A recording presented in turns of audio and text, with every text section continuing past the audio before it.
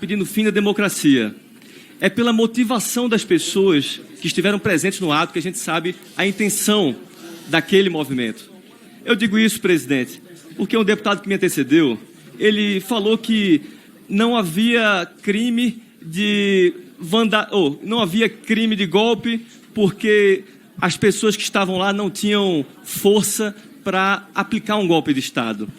Presidente, se dependesse de força, vários criminosos estariam libertos. Precisaria-se, então, libertar aquele bandido... Não foi isso que eu...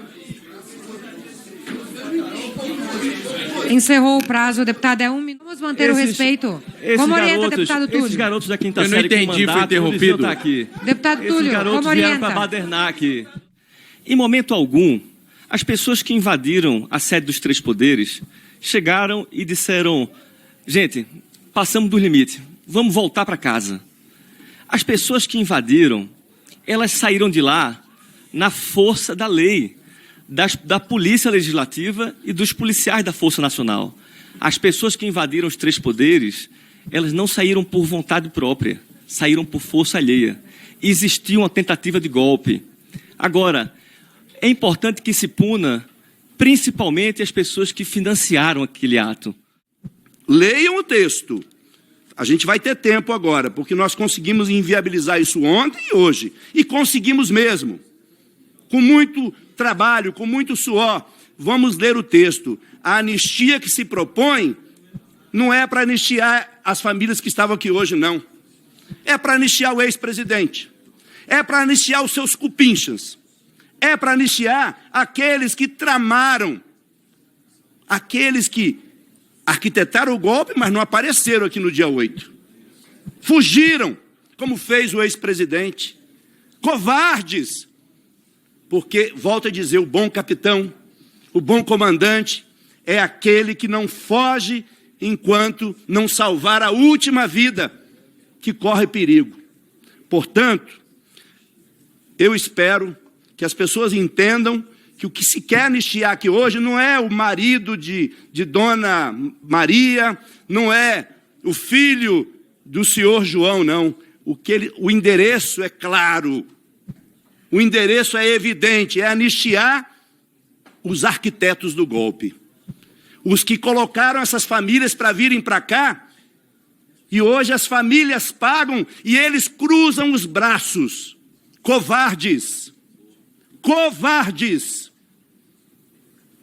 Vocês não estão na linha de frente. Vocês armaram uma tentativa de golpe e fugiram. E agora querem anistia? Agora querem anistia? Esses que vieram participar, que não sabem o que estão fazendo, deveriam ser anistiados mesmo. Deveriam ser anistiados. Agora, quem arquitetou, financiou, organizou, tem que pagar, porque o crime contra a democracia é o crime mais grave que se pode cometer numa democracia, porque isso prejudica todas as políticas públicas de um país. Presidente, deixa eu ser franco aqui. Essas pessoas, elas são vítimas, não do Estado, mas são vítimas da irresponsabilidade de parlamentares que estimulam um golpe de Estado e não comparecem às manifestações. Esses deputados que vão para a imprensa, vão na tribuna falar, se manifestar, dizendo que o STF é uma corja de bandidos, como já disseram, dizendo que o Brasil precisa de uma intervenção militar. Esses parlamentares que falam, eu tenho até dó, porque essas famílias assistem esses vídeos, essas pessoas vão protestar contra o Estado brasileiro sem saber o que estão fazendo. Agora, canalice é você usar a tribuna, canalice é você utilizar... Canalice é você utilizar... Peraí, presidente. É que a deputada tem que ir para o portal, também queria usar o aparte, mas eu vou ter que conceder 1 minuto. Pode concluir. Canalice é você utilizar a tribuna, estimular essas pessoas a protestar contra as instituições. E canalice é não ver esses deputados aqui nessas manifestações. Por que eles abandonaram essas pessoas para protestar contra o Estado brasileiro, contra as instituições? Por que eles só usam o microfone e a tribuna para falar e na hora de agir, de estimular, eles não estão lá, ao lado dessas pessoas? É isso que dá dó, presidente. Essas mulheres são vítimas. Elas são vítimas, mas não do Estado brasileiro. São vítimas das fake news, desses bolsonaristas radicais, inconsequentes, que estimulam esse tipo de prática, que estimulam. Vossa Excelência tem o direito de fala no seu tempo. No seu tempo, companheiro, no seu tempo. Respeite o tempo, viu? Deputado Rodolfo, por gentileza. Então, presidente, o que eu queria aqui é me compadecer com essas viúvas, essas mulheres, mas entendendo que esse movimento é um movimento orquestrado e pensado por essas pessoas aqui. E, olha, esse movimento, ele continua. Veja que absurdo. E agora se colocam ao lado dessas senhoras. Com muito respeito, presidente, esse parlamento precisa de uma mudança. E o deputado do PT? Deputada. Presidente, eu acho esse debate às vezes inócuo, mas também é um debate necessário. Porque a gente percebe e observa aqui na CCJ falas de parlamentares que muitas vezes em coletivas de imprensa se referem ao STF como a ditadura da toga. Inclusive até pedem impeachment dos ministros do STF. Essas pessoas, algumas delas, alguns dos deputados que estiveram aqui, publicaram foto com a plaquinha "Eu autorizo". Eles constroem um ambiente nas redes sociais, com falas, com discursos, mas na hora de participar do ato que eles estimulam, onde é que eles estão? Eles estão em casa. E aí, aquelas pessoas, pobres coitadas, essas pessoas que vêm aqui protestar, reclamar que seu marido está preso, essas pessoas que são enganadas por esses parlamentares irresponsáveis, elas agora pedem anistia pelos crimes que seus familiares cometeram. E esses deputados vêm aqui na CCJ reforçar esse pedido de anistia.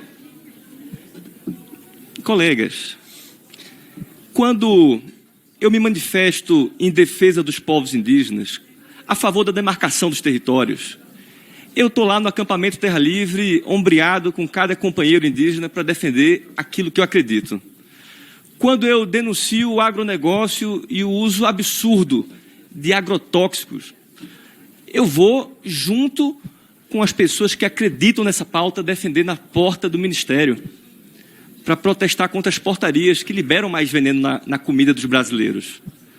Quando eu defendo a reforma agrária, eu saio com os movimentos sociais em defesa dessa pauta porque eu acredito. Vocês não vão me encontrar, em momento algum, defender uma pauta no plenário, fazer foto com placa ou discurso para a imprensa e me esconder na hora de se manifestar. Se eles se escondem, é porque eles sabem que estão fazendo a coisa errada. É porque eles sabem que isso não é permitido por lei. Atacar as instituições, a democracia. Eles estão cometendo crime, mas eles não dão as caras. Isso é covardia. Isso é covardia e é isso que precisa ser dito aqui. Principalmente essas senhoras que vêm com a placa "Meu esposo Jorginho está preso". Rapaz, eu nem conheço o Jorginho, mas eu fico com um aperto no coração por essa senhora. Acredite, porque existe uma manipulação do sentimento dessa família. E é sobre isso que esse parlamento precisa falar. Precisam parar de disseminar fake news, parar de atacar as instituições e comparecer nos atos que eles mesmos estimulam. Com a palavra, deputado Helder.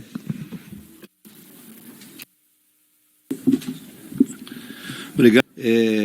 A primeira coisa que eu queria falar aqui hoje é o seguinte: entre os séculos 4 e 5 a.C., existiram os sofistas, que eram considerados mestres da oratória, sábios, e aqueles que tinham como tarefa ensinar aos filhos das famílias nobres.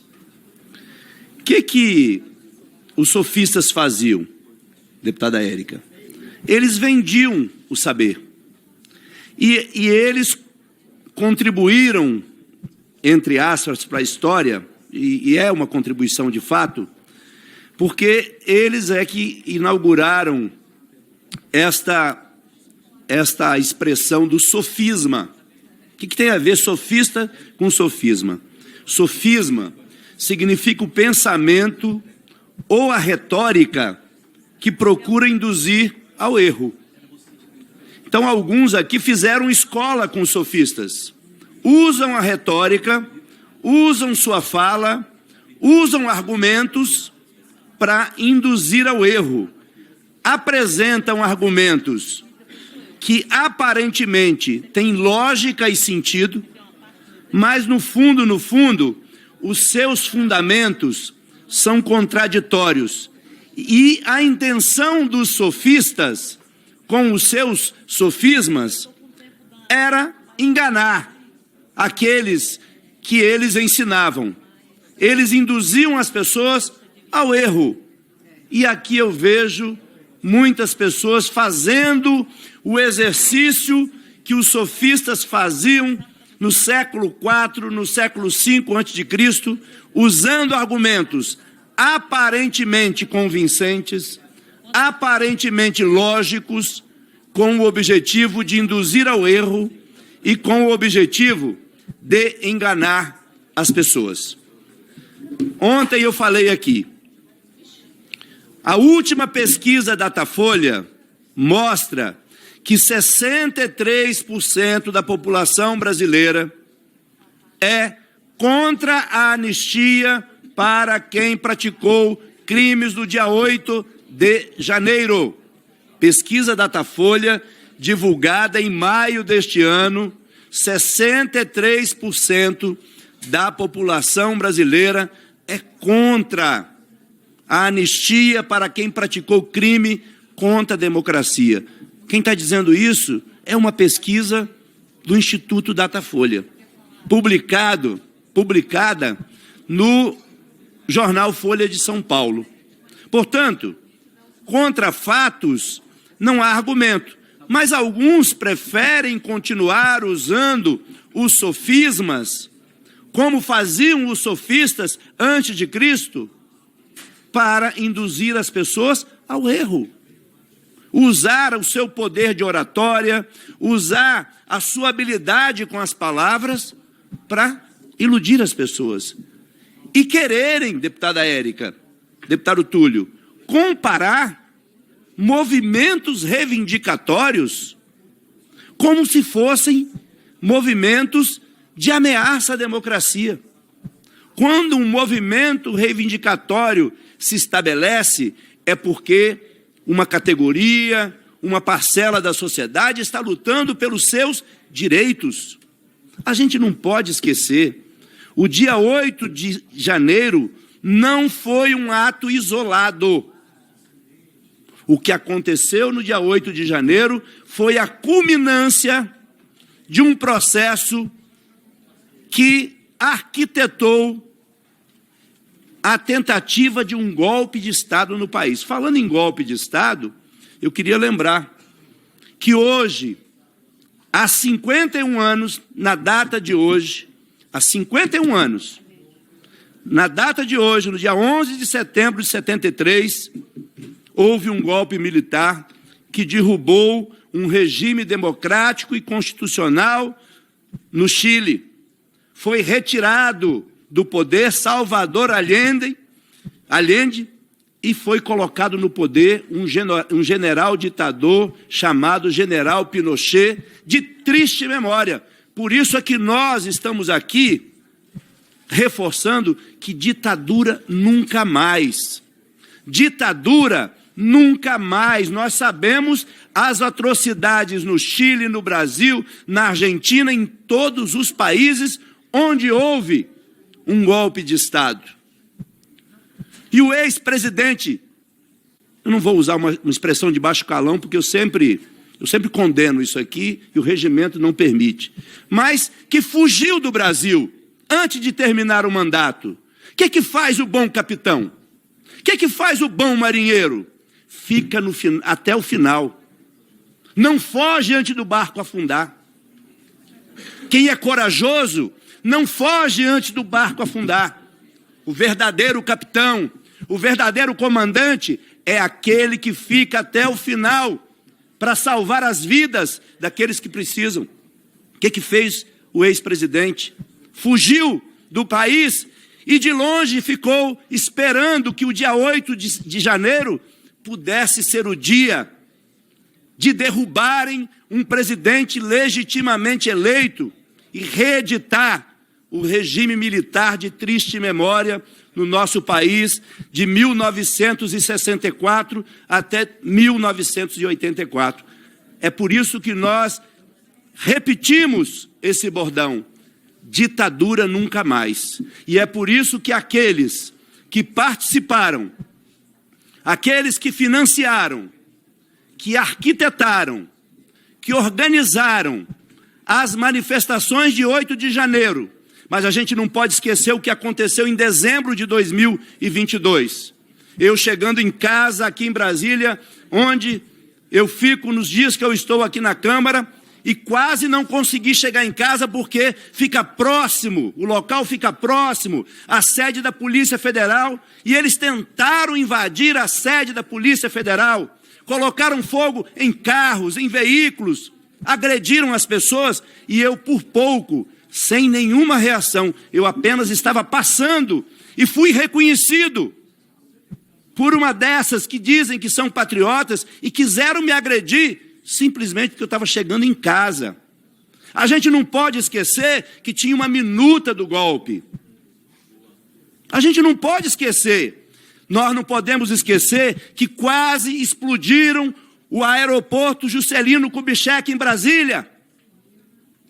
É claro que nós não podemos tratar todos com igualdade, e nós não estamos discutindo pena aqui. Isso cabe ao Poder Judiciário.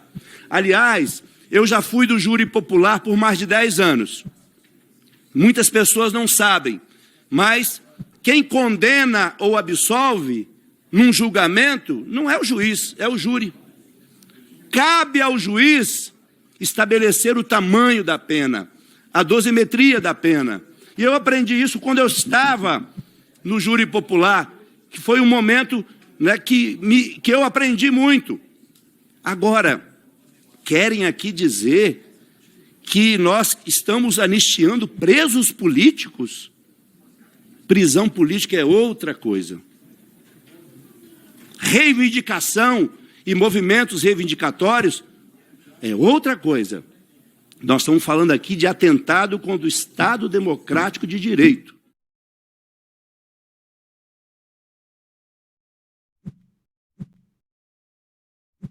Agora, eu quero falar do evento de bolsonaristas na Paulista, que foi um mico. Micaço. Larissa Alves. Arthur Couve. Prometer